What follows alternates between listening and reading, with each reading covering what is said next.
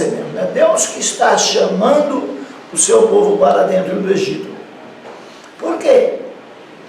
Porque o Egito, para nós, simboliza o mundo, não é isso? Não está errada essa simbologia. Não está errada essa simbologia. Porém, por um outro viés, o Egito é uma bênção. Então precisa ver por que lado a questão está sendo examinada, tá bom? Porque por outro lado o Egito é uma bênção.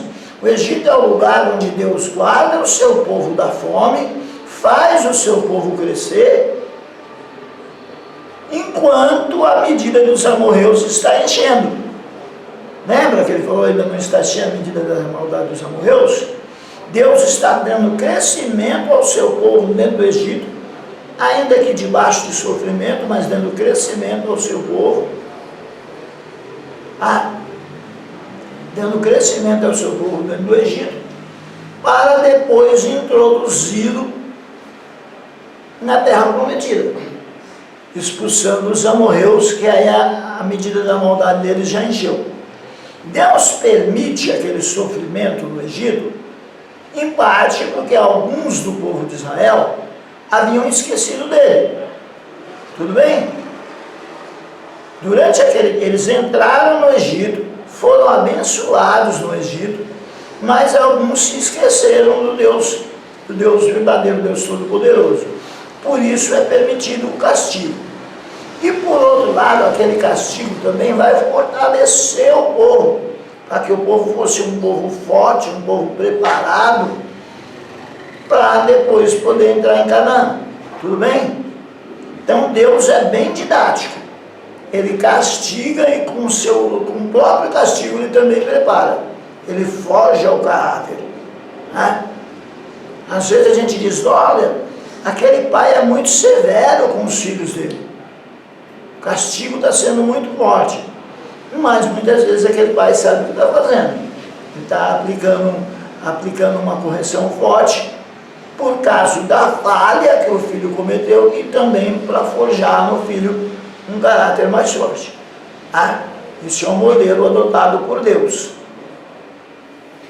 Senhor, você sabe mexer? Pois não. A janela aberta é que não sei os meninos. Tá calor. Está calor? Então vejamos se nós conseguimos resolver isso. A janela está aberta. Podemos ligar o ventilador. Alguém pode ligar, por favor? Muito frio aí para vocês, meninos? Não, pode ligar. Pode ligar? Vem que não quero. Administrem aí. Ajude, por favor. Obrigado. Não, desculpa.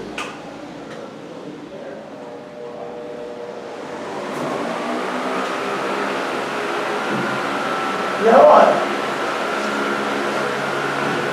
Bateria fraca.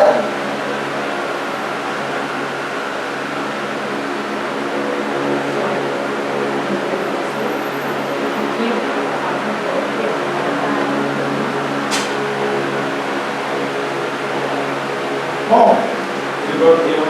Oi?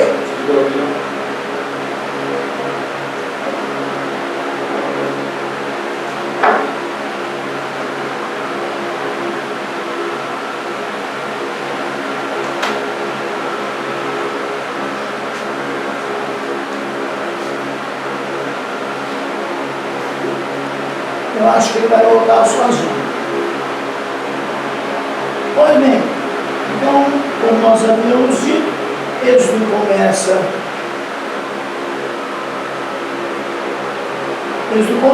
onde Gênesis termina, com Deus lidando com o seu povo escolhido, os judeus. Voltou. Este livro traça os eventos de quando Israel entrou no Egito como convidado de José, que era poderoso no Egito, até quando acabaram sendo libertados da escravidão cruel, a qual tinham sido forçados pelo novo rei, como nós vimos em Êxodo 1:18.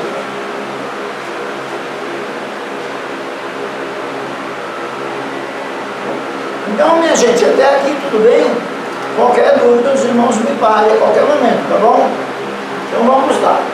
Os capítulos 1 a 14 descrevem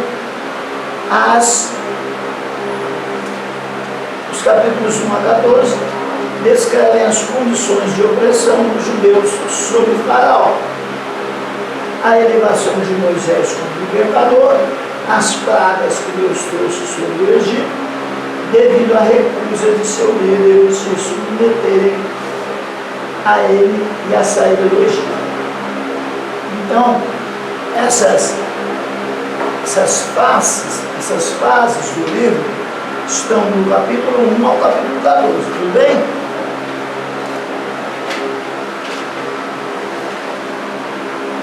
A mão soberana e poderosa de Deus é vista nos milagres das pragas, terminando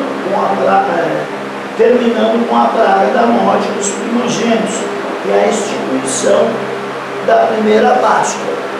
E é interessante notar, interessante estudar, que são 10 pragas sobre as 10 divindades principais do Egito, tá? Cada praga daquela é destruindo, vencendo uma divindade.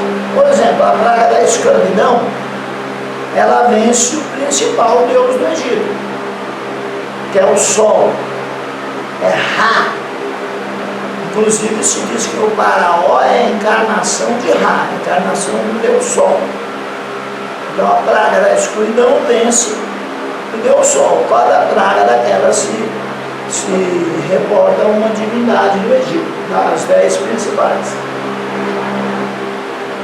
A instituição da Páscoa, na libertação dos israelitas, na abertura do Mar Vermelho e na destruição do exército egípcio. E aí alguém diz assim, vocês vão encontrar tudo isso, tá? Lendo, estudando, vocês vão encontrar todas essas questões.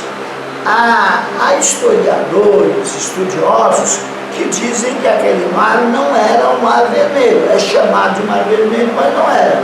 Era um braço do mar próximo ao Mar Vermelho, chamado Mar de Junco, e que era rasinho, por isso que o povo atravessou. E aí, numa sala de aula, disseram ao meu professor de história: professor, o senhor acredita, que sabiam que era crente, o senhor acredita naquele negócio de atravessar o Mar Vermelho? Ali era o Mar de Junco, era rasinho. Aí meu professor de história respondeu assim: pois é, então o milagre foi maior do que eu pensei, porque afogar cavalo, um exército inteiro num lugar rasinho, o milagre foi maior. Porque eles se esqueceram que não só o povo passou, mas também o exército de Faraó foi afogado depois. Então não era nada de Mar de Junco, não. Isso é ideia de teólogos liberais que vieram depois, teólogos que não acreditam em milagre, que disseram que ali era o Mar de Junco. Não era o Mar de Junco, não, era o Mar Vermelho mesmo, tá?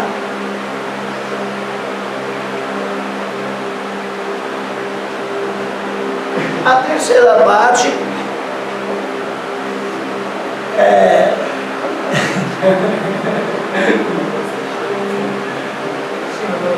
tá.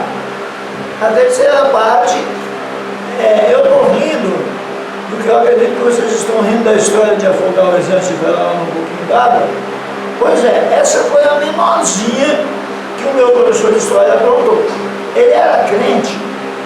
Já deve ter passado para o senhor, porque já tinha uma certa idade. Pode ser que não, pode ser que esteja velhinho. Não tive mais notícia dele. Ele era crente e os alunos que não eram crentes ficavam tentando contradizê-lo. Aí disseram, uma outra vez disseram para ele assim: mas professor, o senhor é um homem inteligente, o senhor acredita que uma jumenta falou com um homem? Se referindo à jumenta de Balaão. Ele olhou para os alunos e disse assim: por que eu não vou acreditar que naquele tempo uma jumenta falou com um homem? Agora, em pleno século XX, tem homens que falam com uma jumenta. Ou seja, chamou os meninos de jumenta. Tem homens que falam com uma jumenta. E aí Eles foram se calando porque só tomaram uma porrada do professor de história. E pastor José Miguel. Pois bem, a terceira parte do livro descreve a construção da Arca da Aliança e o plano para o tabernáculo, com seus vários sacrifícios, altares, mobílias, cerimônias e formas de adoração. E tudo isso aponta para Cristo, tá? Tudo isso aponta para Cristo. A Arca da Aliança, o tabernáculo, os vários sacrifícios, os altares, a mobília, as cerimônias e as formas de adoração, todas elas apontam para Cristo, como ele mesmo disse, sempre recordando o texto de Lucas 24, 44. Bom, um texto importantíssimo quando quando nós estudamos essa relação entre o Antigo e o Novo Testamento. Prenúncios. O que é visto antes? O que é prenunciado? Os numerosos sacrifícios exigidos dos israelitas eram um retrato do último sacrifício, do Cordeiro Pascual, Jesus Cristo. Então, aqueles sacrifícios que aparecem no livro do Êxodo apontam para o sacrifício maior do Cordeiro de Deus, que tira o pecado do mundo, como diz o Evangelho, segundo escreveu São João. Eis aí o Cordeiro de Deus, que tira o pecado do mundo.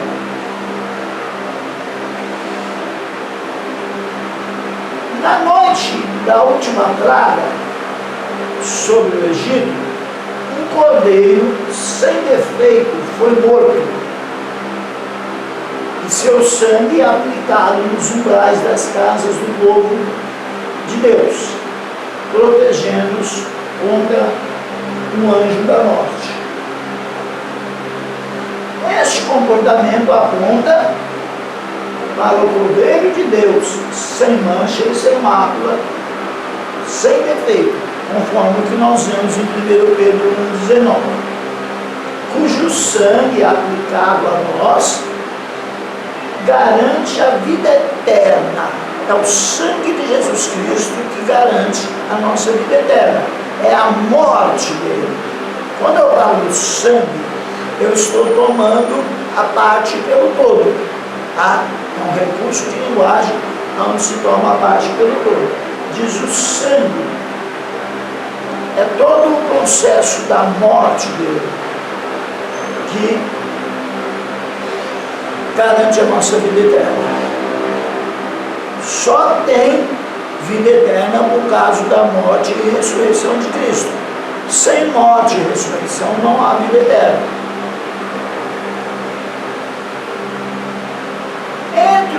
Entre as apresentações simbólicas de Cristo no livro do Êxodo está a história da água da rocha em Êxodo 17,6. Não vou ler a referência, tá?